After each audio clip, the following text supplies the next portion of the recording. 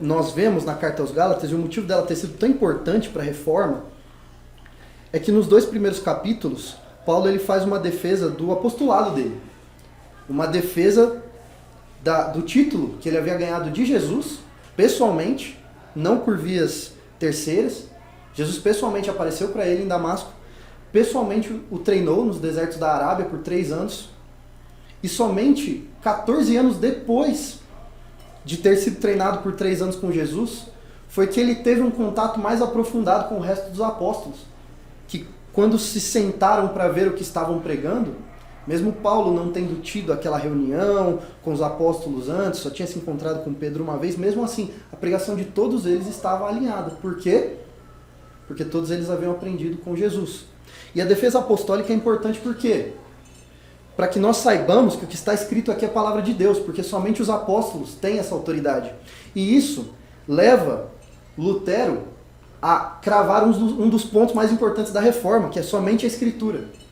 Somente a Escritura. E uma vez que Paulo, nos 2 primeiros capítulos, defende o apostolado dele, ele começa a defesa teológica dele a partir do capítulo 3. E ele faz essa defesa teológica nos capítulos 3 e 4. Os capítulos 3 e 4, que é a região onde nós estamos, ele explica que aquilo que Deus fez por nós foi muito mais do que simplesmente nos trazer para dentro de um grupo étnico, cujas regras nós deveríamos seguir uma vez que estivéssemos dentro. Não era isso.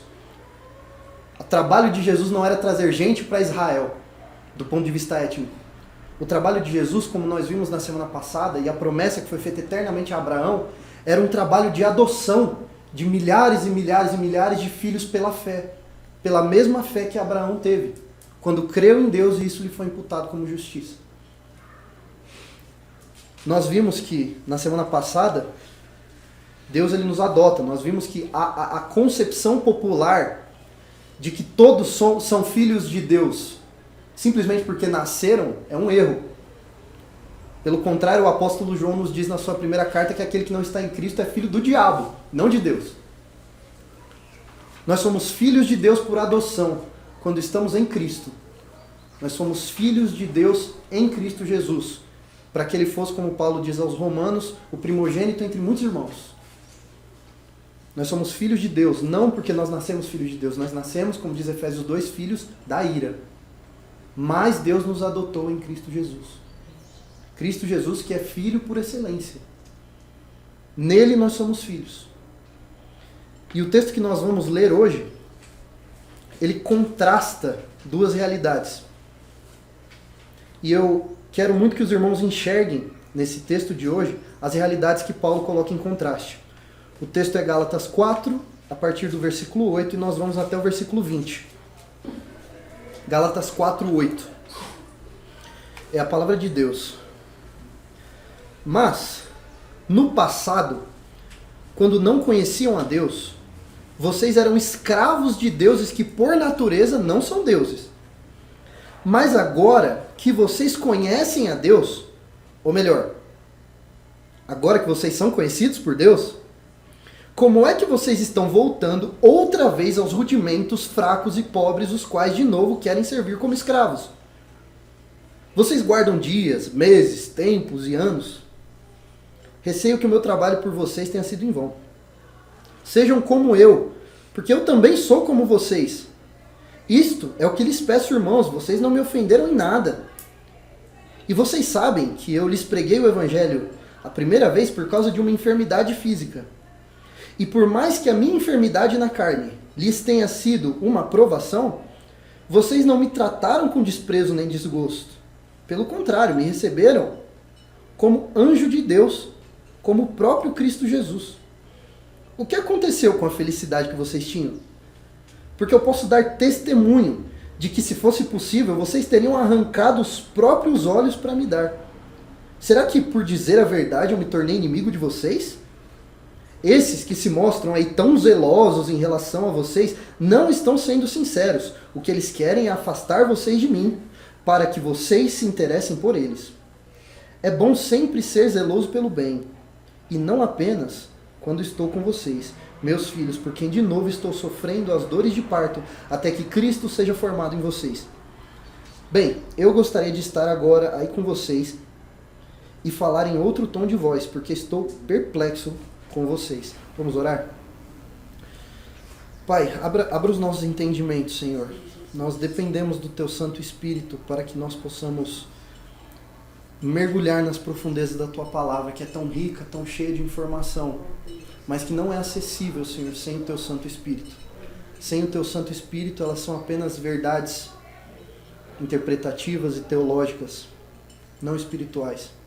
Nós precisamos do Teu Santo Espírito, Senhor, e que nós venhamos a entender desse texto aquilo que o Teu Espírito tinha a intenção de ensinar pela pena do apóstolo, e não aquilo que nós queremos que esse texto signifique.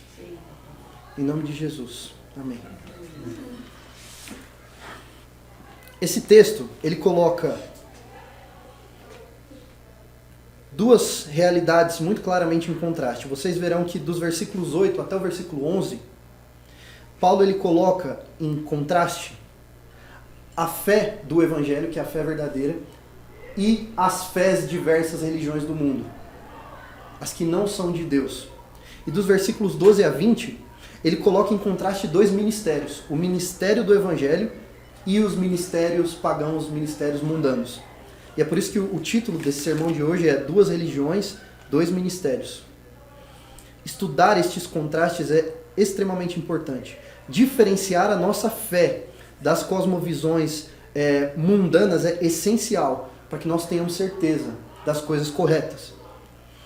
E diferenciar a natureza do nosso ministério aqui na Terra também é essencial para que nós sejamos fiéis àquilo que o Senhor mandou, aquilo que o Senhor ordenou, e não aquilo que nós achamos que está certo. E aí, antes de começar a exposição dos versículos propriamente dito, eu quero partir da seguinte premissa, e todos aqui já devem ter ouvido isso em aula de EBD. Tudo aquilo que toma o lugar de Deus é considerado um ídolo, correto? Todos nós já ouvimos isso na EBD em algum momento da nossa vida. E tudo aquilo que o ídolo te leva a fazer se torna uma religião, por sua vez.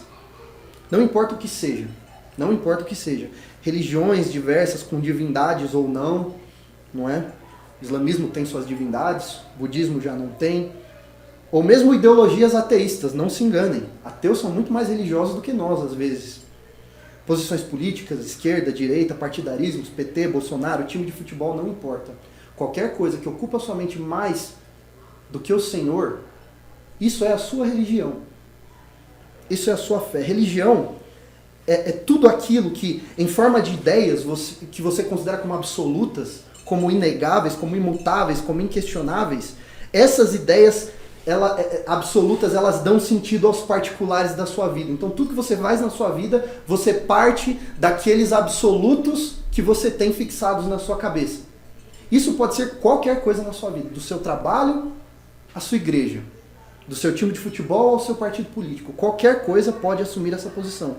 Até um ateu tem isso. Ele busca absolutos. Que sejam os grandes teólogos ateus, que sejam os grandes teóricos ateus que eles tanto admiram, que sejam. Eles sempre buscam alguma coisa para dar sentido aos particulares da vida. O problema é o seguinte, só Deus deveria ocupar esse lugar. Somente Deus deveria ocupar esse lugar. Logo, qualquer ideologia que não emane do Evangelho é uma religião e é uma religião falsa.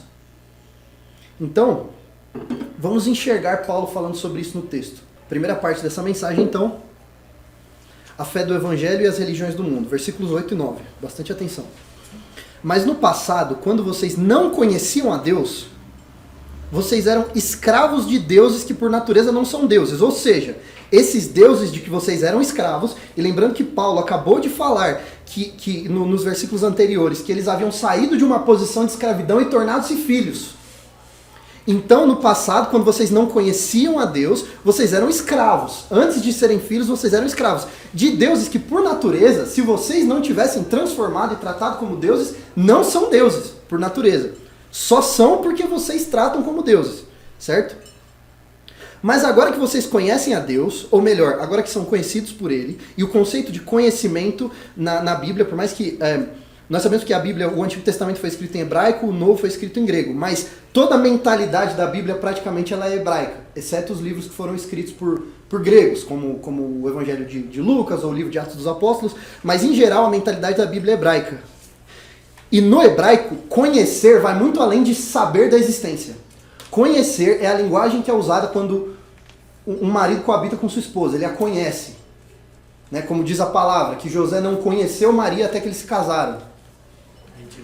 Intimidade, exatamente. Então, agora que vocês conhecem a Deus, ou melhor, são conhecidos por Ele, ou seja, agora que Deus conheceu vocês do ponto de vista de estabelecer um relacionamento com vocês, como é que vocês, tendo esse conhecimento de Deus, estão voltando agora aos rudimentos fracos e pobres, os quais, de novo, querem servir como escravos? Então, o primeiro ponto dessa parte da mensagem é o seguinte: a fé verdadeira, ela não confia nos próprios métodos. Perceba aqui que Paulo está apelando a eles para que eles não voltem atrás de seus privilégios como filhos livres de Deus, que ganharam a salvação, que ganharam a adoção de graça. Não, o apóstolo Paulo não quer que eles saiam dessa posição para voltar à servidão novamente. Ele lembra de um tempo em que os Gálatas não conheciam a Deus, ou melhor, não eram conhecidos por Deus, como são agora. Isso aqui é muito interessante. Paulo deixa uma coisa muito clara, que você ser um verdadeiro convertido vai muito além de você conhecer a Deus e saber quem Ele é. Se eu bater hoje na porta da frente do Palácio do Planalto e pedir para entrar, o guarda não vai deixar eu entrar. Se eu disser, mas eu conheço o presidente, ele é meu primo, sei lá, ele é meu amigo, eles não vão deixar eu entrar. Mas se o presidente mostrar o rosto na janela e disser, eu conheço ele, eles me darão entrada. Então o ponto não é você sabe quem é Jesus, você conhece Jesus, o ponto é Jesus conhece você. Porque Mateus 7 é muito claro ao dizer que muitos chegarão diante de Jesus e dizendo, Senhor, Senhor, nós profetizamos em teu nome, e ele vai olhar para essas pessoas e vai dizer, te conheço? Nunca vos conheci. Não é que eu conhecia e deixei de conhecer, vocês nunca estiveram no meu lado, nunca. O que realmente importa no evangelho é que Deus te conheça, é que ele te adote, é que ele te torne parte da família de Abraão pela fé. E Paulo está claramente dizendo que os Gálatas estão nessa categoria. Eles fazem parte dessas pessoas conhecidas por Deus. E aí, Paulo traz à tona o tempo que eles não eram cristãos. Vamos lembrar que nós já vimos até aqui. Tentar alcançar o favor de Deus, seja como for. Você tentar agradar a Deus e ganhar a sua salvação agradando a Deus, a carta aos Gálatas inteira trata isso como escravidão. Maldição. A sua tentativa de agradar a Deus e ir para o céu é maldição e escravidão, porque você não consegue. Porque se você conseguisse, Jesus não precisava ter vindo morrer por você. E porque você não consegue, Jesus ele te resgata dessa maldição, tornando-se maldição em nosso lugar. É isso que Paulo ensina. E é o que os Gálatas estão fazendo. Ouvir os judaizantes é tornar-se escravo de novo. É confiar em métodos externos para a salvação e não somente na fé em Jesus Cristo. E vocês sabem o quanto é fácil trocar Deus por coisas, por métodos. Agora, pensem no seguinte. É muito fácil eu dizer para um católico adorando Maria, ou um espírita tentando ganhar a salvação por caridade, ou mesmo para um ateu por estar dando sentido à própria vida no trabalho, na família, nos materialismos dele. Isso aí é fácil, você dizer que o católico é idólatra. Isso é muito fácil. Mas vamos pensar no caso dos Gálatas. Paulo disse que eles não conheciam a Deus, eles eram pagãos, os Gálatas eram gentios, nunca tinham ouvido falar da lei de Moisés, estavam fora, e Paulo estava dizendo que eles estavam voltando para os rudimentos do mundo. Para onde eles estavam voltando? Eles estavam voltando a ser pagãos? Eles estavam abandonando a ideia de Cristo?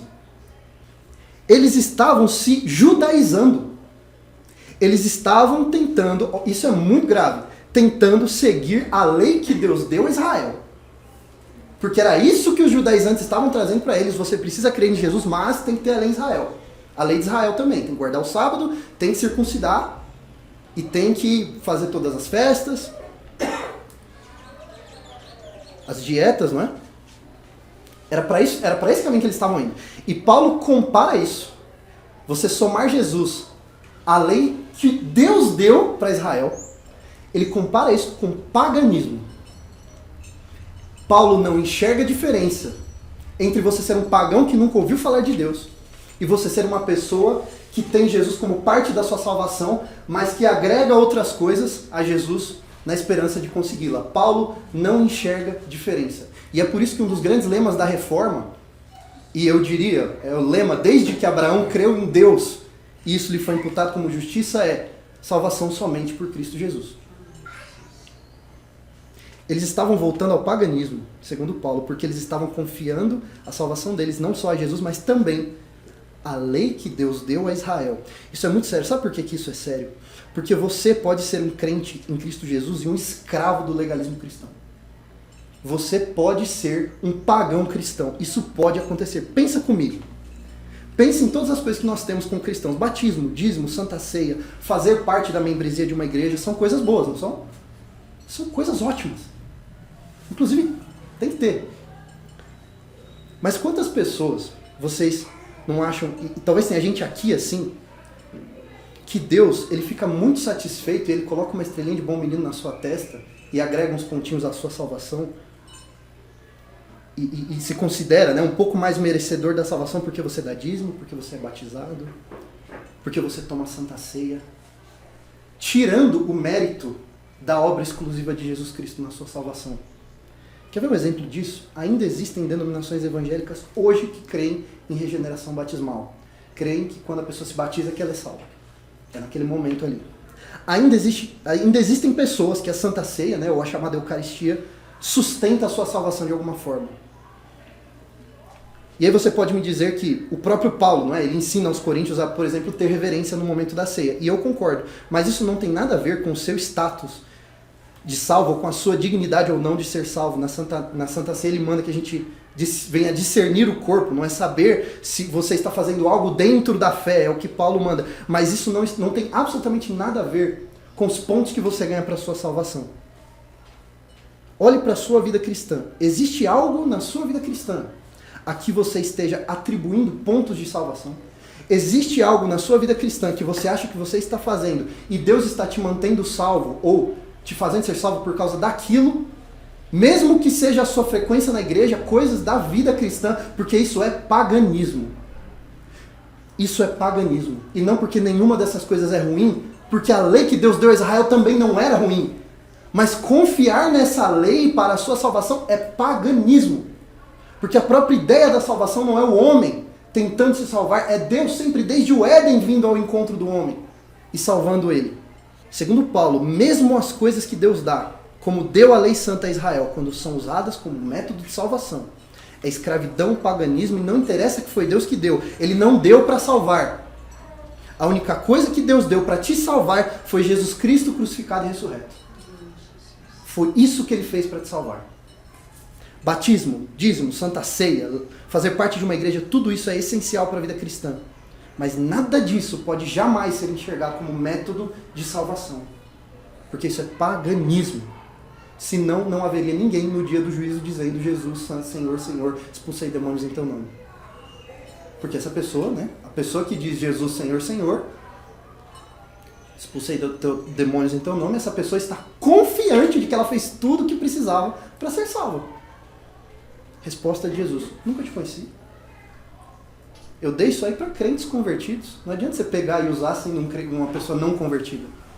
Não adianta, isso não vai adiantar. Não vai adiantar. Em outras palavras, se Jesus não é o suficiente, isso é paganismo.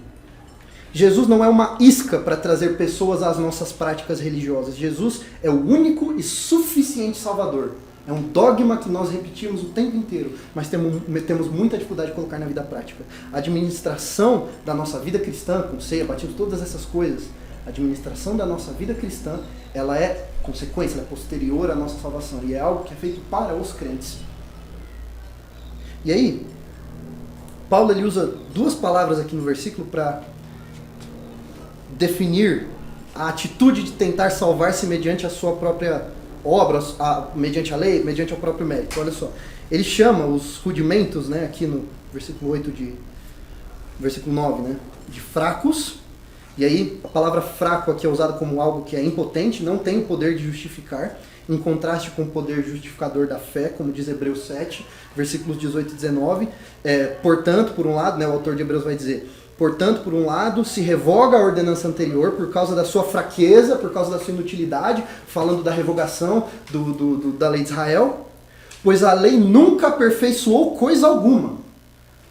O autor de Hebreus dizendo: por outro lado, se introduz esperança superior pela qual nos chegamos a Deus, que é Cristo. E ele também chama os métodos, no versículo 9, de pobres, Em contraste, é claro, com as riquezas da herança dos crentes em Cristo. Como diz Paulo aos Efésios no capítulo 1:18, peço que ele ilumine os olhos do coração de vocês, para que saibam qual é a esperança da vocação de vocês, qual é a riqueza, ao contraste com a pobreza, a riqueza da glória da sua herança nos santos.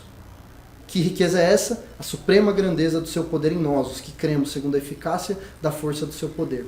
Fracos e pobres são os rudimentos desse mundo. Fracos e pobres são nossos méritos. Fracos e pobres são nossas tentativas, nossos métodos de tentar alcançar a salvação, em contraste com um evangelho poderoso e de uma riqueza imensurável.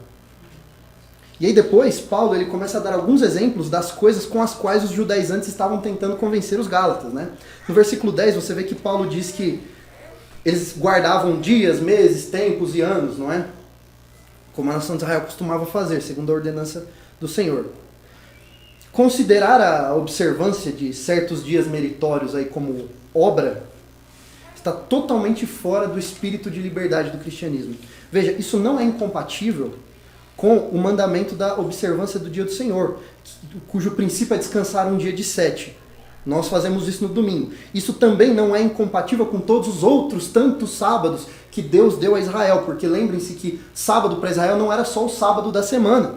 Israel guardava o 7º dia, o sábado, mas eles tinham também um ano sabático de trabalho, no qual eles cessavam todas as atividades a cada 7 anos, o chamado Shemitah, e eles também tinham o ano do jubileu, que a cada 7 de 7 anos, ou seja, a cada 49 anos, eles guardavam mais um ano, e nesse ano, olha só, por acaso eles libertavam todos os escravos, se assim os escravos desejassem. Então, vários mandamentos sabáticos ao povo de Israel, de meses, de semanas, de anos, sempre para lembrar que Deus daria o descanso das obras das mãos do povo, não é? Isso tudo Deus mandou o povo de Israel fazer, isso tudo é excelente. Se Deus mandou, é ótimo.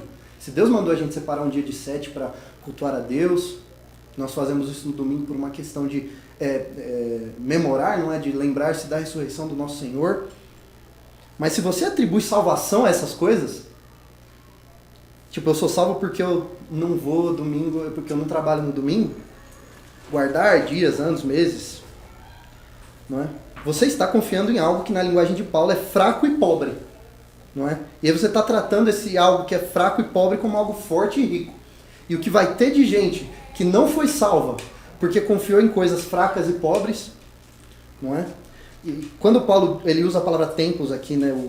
A palavra grega é estações, né? Isso pode fazer uma referência inclusive às festas que Deus havia dado a Israel também, a Páscoa, o Pentecostes, a festa dos tabernáculos, ou seja, Paulo ele está aqui listando aqui só um exemplo daquilo que os israelitas estavam tentando fazer junto com crer em Jesus para tentar conquistar a salvação. Guardando dias, meses e anos, vamos guardar o sábado aqui porque senão, né, Jesus vai ver e... Ok. Então, esse é o primeiro ponto dessa parte da mensagem, que é os nossos métodos, né? A verdadeira fé não confia nos seus próprios métodos. E a segunda parte dessa primeira metade da pregação é o seguinte: a fé verdadeira, ela não trabalha em vão. Vejam o versículo 11. Receio que o meu trabalho por vocês tenha sido em vão. E aqui, eu pessoalmente não creio que Paulo esteja colocando a salvação dos Gálatas à prova, porque ele acabou de dizer que os Gálatas eram conhecidos por Deus, não é? Mas vamos pensar no que ele está dizendo. Vocês eram pagãos e agora estão aí organizados como igreja, eles estavam organizados como igreja, com presbíteros e pastores e diáconos ordenados e tudo. Vocês estão aí organizados como igreja e dando uma atenção exacerbada à lei de Moisés. Vocês até creem em Jesus, mas é Jesus mais um monte de coisa, senão não basta. E aí ele diz, acho que trabalhei em vão. Irmãos, se quando nós fazemos a obra de Deus, a nossa única conquista é um bando de gente na igreja no domingo dizimando fielmente batizados, mas que nunca entenderam a graça de Deus, que acham que a vida religiosa delas está deixando Deus muito satisfeito e, portanto, dando salvação a elas, e não enxergam a verdade de que quando você é salvo é porque Deus olha para você e vê em você a vida de Cristo. Daí a frase de Paulo, já não sou eu quem vivo, Cristo vive em mim, Cristo vive por meu intermédio, Cristo vive por minha causa, é a vida de Cristo que conta para minha justificação. Se você não enxerga isso, de que Deus ele olha para você, ele se satisfaz em você porque ele imputou a vida de Cristo em você, de forma que você está crucificado com Cristo na cruz e ele vive por seu intermédio. E se tudo que conquistamos quando plantamos uma igreja, por exemplo, é um bando de gente que vota em partidos de direita, usa roupa comprida, fala mal de aborto, se tudo que nós conquistamos é gente orgulhosa de fazer parte de uma comunidade, mas que não consegue entender o nível da depravação do ser humano, a ponto de achar que consegue se salvar, não importa o quanto essas coisas que eu citei como lista aqui tenham a sua dignidade. Não importa o que o IBGE diga em relação ao número de evangélicos no país, o trabalho foi em vão. Se tudo que você conquistou foi isso, o trabalho foi em vão. O trabalho que importa é aquele que leva as pessoas a um verdadeiro arrependimento e santificação por meio da palavra e por meio do convencimento do Santo Espírito de Deus. E aí vem o chamado novo nascimento. E aí vem a contrição, e essas pessoas devem confiar e continuar pelo resto da vida, confiando tão somente em Jesus para a sua justificação, tendo fé e fortalecendo a própria fé para a santificação. Então essas pessoas aprendem a palavra de Deus em comunidade, vão sendo conformadas, ficando mais e mais e mais parecidas com Cristo, isso é o que importa. E aí, o que eu tenho a dizer para nós aqui, particularmente, é que o trabalho de plantação dessa igreja, então, não seja em vão. Que não seja um trabalho que reúna só mais um grupo de 100, 150 pessoas num salão, cantando Senhor, Senhor, chegando na porta do céu no último dia, Jesus falando, nunca te conheci. E ele só não será em vão se as pessoas tiverem plena consciência do que significa crer em Cristo para a salvação. E crer em Cristo para a salvação é olhar para dentro de si, enxergar que é impossível seguir o padrão moral de Deus, porque a nossa depravação é profunda demais, não é porque a lei de Deus é boa, a lei de Deus é excelente, é santa, é pura. A gente que não presta. E quando você enxerga isso, você olha para o cumprimento encarnado da lei que é Jesus, que prometeu tomar o seu lugar. Quando você crê nele. Isso é uma verdadeira conversão. Isso é uma verdadeira conversão. E esse é o trabalho que não é em vão. Por isso que Paulo olha para todas as chibatadas que ele levou aí ao longo do ministério dele, desbravando aí o mundo para pregar aos gentios e levar as pessoas à fé genuína em Cristo, e ele vê um povo que o acolheu, reunidos em torno dos métodos judaicos para a salvação. Frustrante. No mínimo frustrante. Não à toa ele começa o capítulo 3 chamando os Gálatas de insensatos.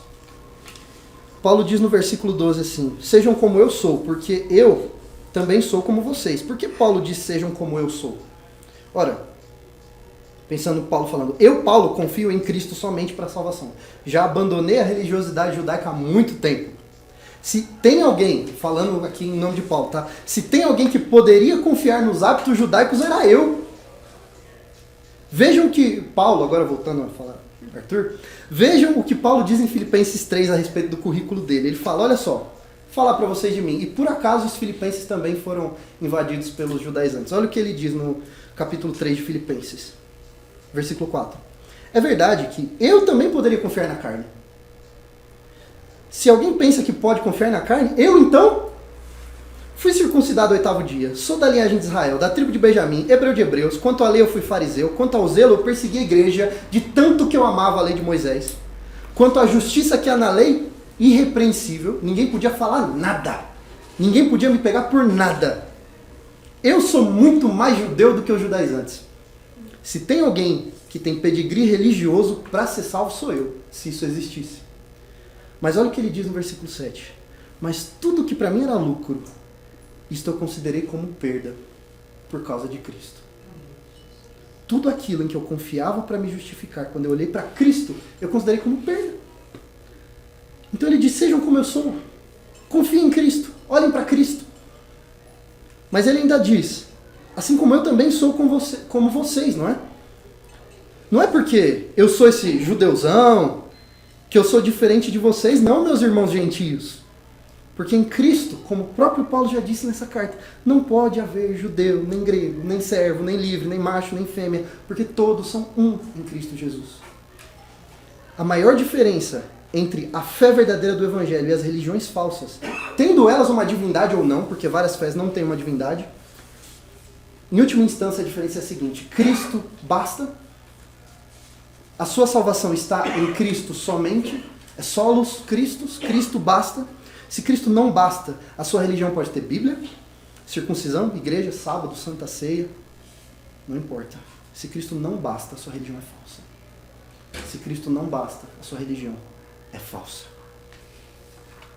Isso nos leva à segunda parte da nossa mensagem. Uma vez que nós entendemos que a verdadeira fé é a fé onde Cristo basta, a segunda parte da nossa mensagem coloca outras duas coisas em contraste.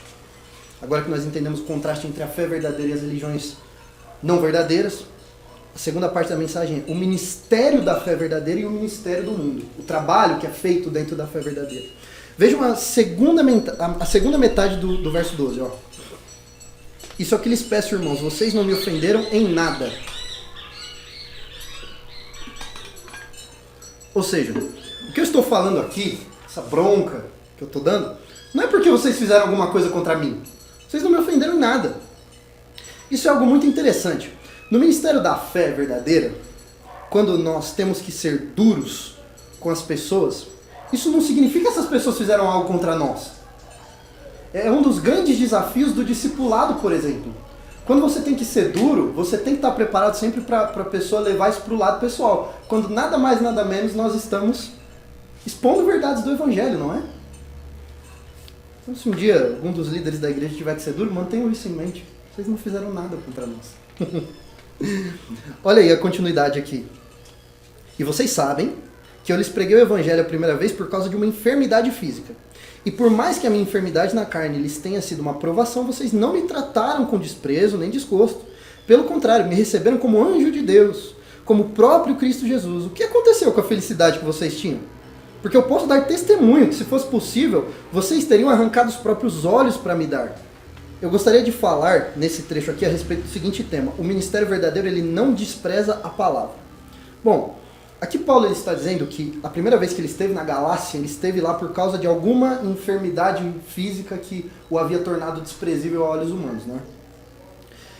Historicamente, a Bíblia não fala isso, mas historicamente falando, nós sabemos que na época em que Paulo provavelmente esteve na região da Galácia, ali nas regiões ali de Listra e Derbe, onde é a atual Turquia, estava acontecendo ali um surto de malária naquela região, quando ele esteve lá a primeira vez. Então, alguns historiadores creem que essa é a enfermidade em questão aqui. Ele teria, inclusive, tido problemas com a sua visão, que já não era muito boa, depois que Jesus derrubou ele do cavalo, né, e cegou ele, ainda teve um surto de malária, depois que deixou a visão dele pior ainda. E aí tem algumas evidências internas, né, na carta aqui, até porque no final da carta ele mostra para os Gálatas, ele diz, olha o tamanho das letras com que eu estou escrevendo para vocês e tal. Então é historicamente confiável que Paulo tivesse contraído malária e por causa disso ele teria ficado ali na região da Galácia, onde ele não esperava ficar, né? Deus fazia muito isso com o ministério de Paulo, né? Quando ele quis ir para a Ásia, Deus mandou ele para Macedônia. Então era o tempo inteiro isso acontecendo. Então, enfim, mas seja o que for, foi por essa enfermidade que Paulo acabou se instalando naquela região e plantando igrejas. Um pequeno, né, comentário paralelo aqui. Oportunidades, não é qualquer pessoa que ficasse doente aqui, isso inclui eu, qualquer um aqui, eu tenho certeza que qualquer pessoa que ficasse doente e tivesse que parar em algum lugar porque está doente, cheio de malária, com o olho sem funcionar, consideraria aquilo como uma pausa no ministério, né? Preciso parar porque eu fiquei doente. Paulo, peguei malária, vou ter que ficar na Galácia. Deixa eu plantar umas igrejas. Não é? Então, sempre manter a mente nisso. Deus não faz nada para interromper seu ministério. Quem faz é o diabo. Mas o ponto aqui é o seguinte. Eles estavam desprezando Paulo agora porque Paulo estava pregando contra o legalismo dos judaizantes, que eles estavam aderindo, não é? Mas eles não haviam desprezado Paulo quando Paulo ele tinha um aspecto desprezível. Não sei se vocês já viram alguém com malária. É feio. E lembrando que, principalmente na época de Paulo, né, doenças eram consideradas maldições, né, de divindades e tal, tem tudo isso. Então, não toque no leproso, toda aquela história.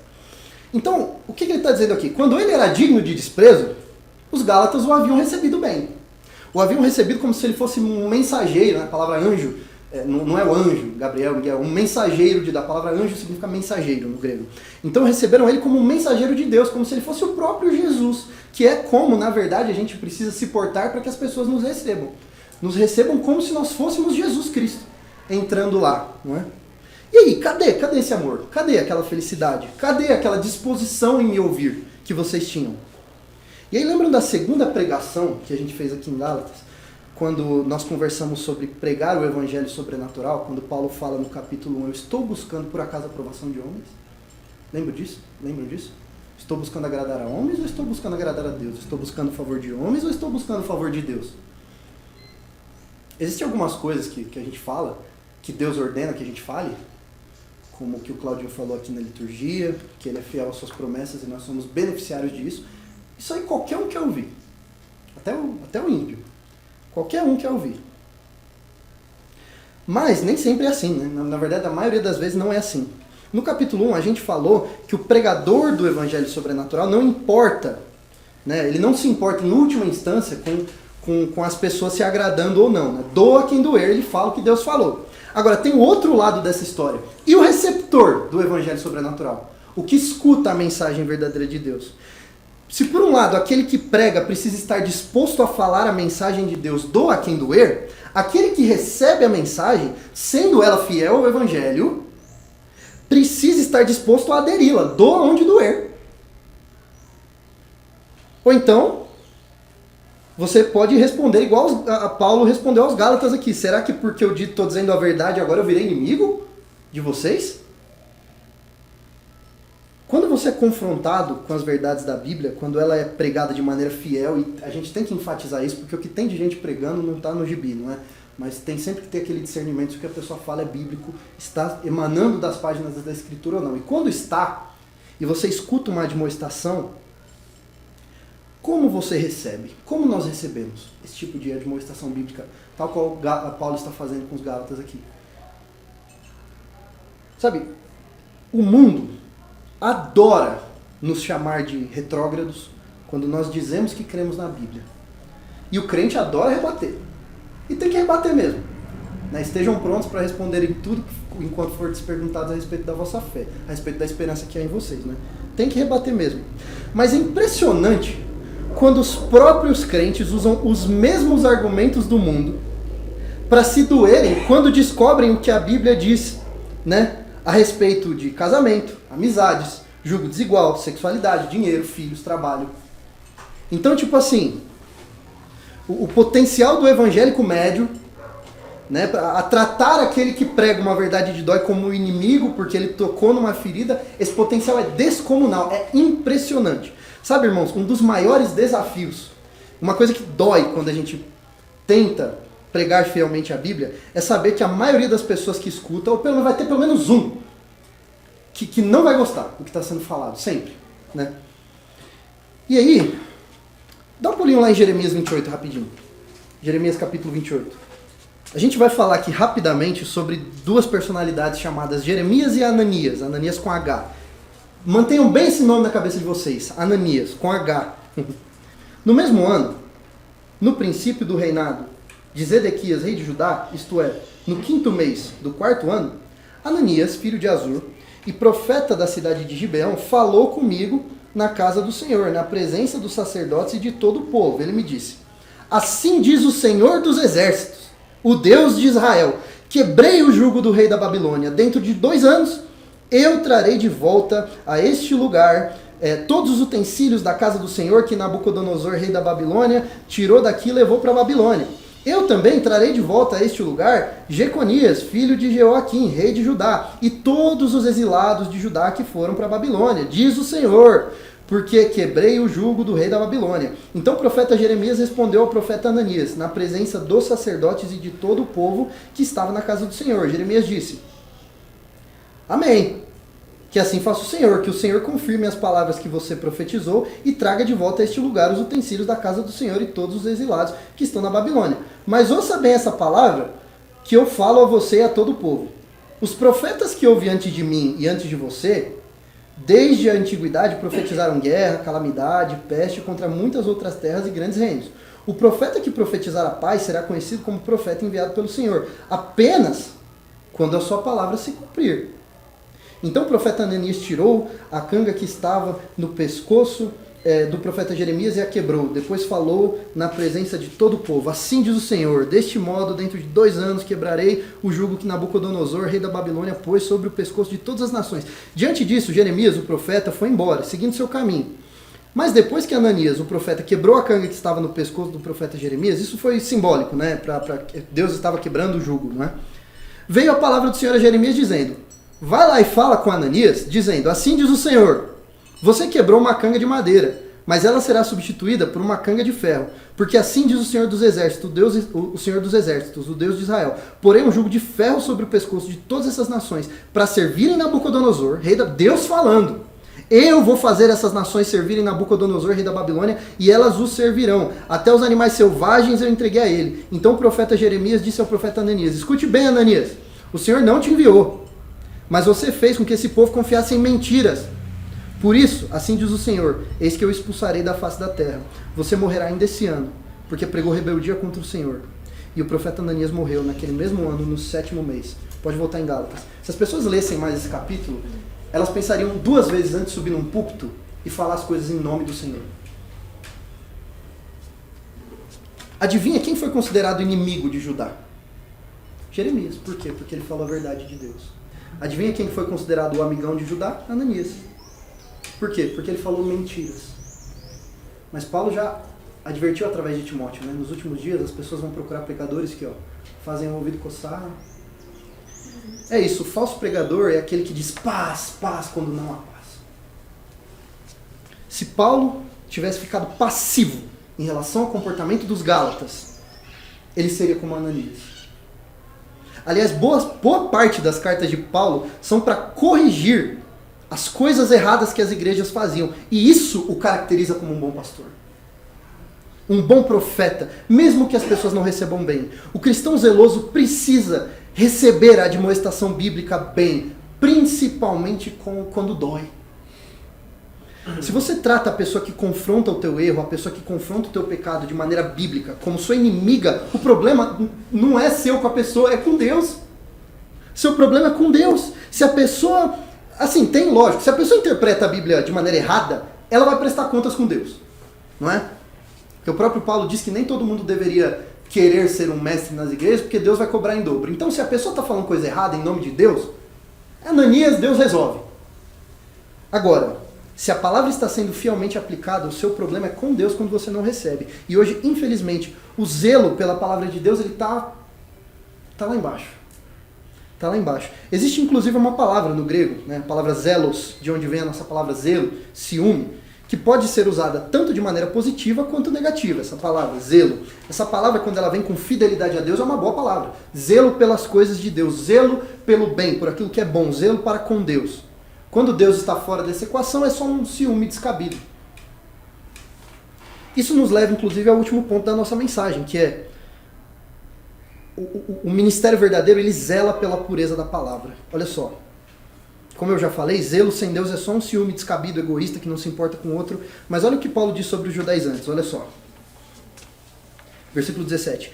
Esses que se mostram tão zelosos, ó o profeta Ananias, se mostram tão amiguinhos, estão cuidando tanto de vocês, não, daqui 2 anos acabou o cativeiro. Esses que se mostram tão zelosos em relação a vocês, não estão sendo sinceros. O que eles querem é afastar vocês de mim, para que vocês se interessem por eles. Então, assim, se a gente trouxer para os nossos dias, Paulo é apóstolo escreveu a Bíblia, fala em nome de Deus. Aquele que se mostra tão zeloso em relação a vocês quer te afastar da palavra dos apóstolos, quer te afastar da palavra de Deus. Era isso que os judaizantes queriam. E para isso, o que eles faziam? Colocavam a palavra de Paulo à prova. Assim como quem quer falar contra Deus hoje, coloca a palavra de Deus à prova. E aí Paulo continua, é bom ser sempre zeloso pelo bem, não apenas quando eu estou com vocês, meus filhos, por quem, de novo, estou sofrendo as dores de parto, até que Cristo seja formado em vocês. Veja aqui que ele está falando sobre ser zeloso com o bem. Ele está falando sobre zelar por aquilo que é bom, reter aquilo, ter ciúme daquilo. Um outro desafio que um pastor tem é o fato de ele não poder estar com as ovelhas 24 horas por dia. E, bom, isso é bom, por um lado, para ensinar todo aquele que é líder, aprender a depender do cuidado de Deus, né, para com as pessoas e manter-se firme em oração pelo rebanho. Mas o rebanho deveria pensar nisso também. Eu fico impressionado como quando a gente... E assim, quando eu digo a gente, qualquer pessoa que discipule outra no Evangelho.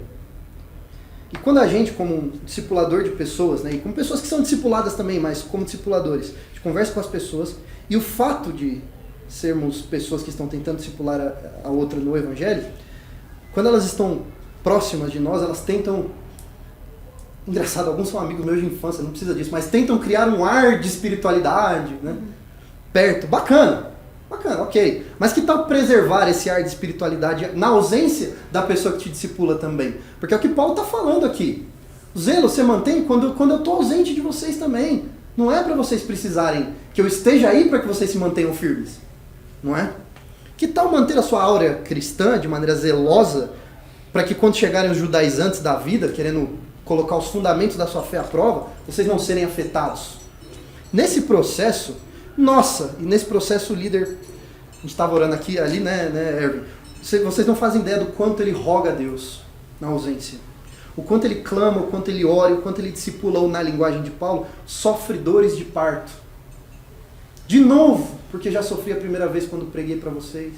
Sofrendo agora de novo. Até que eu veja Cristo sendo formado na vida de vocês, porque o objetivo sempre foi esse. O objetivo era que vocês se conformassem à imagem do Senhor Jesus. E aí Paulo encerra esse trecho dizendo, bem que eu gostaria de estar com vocês aí agora.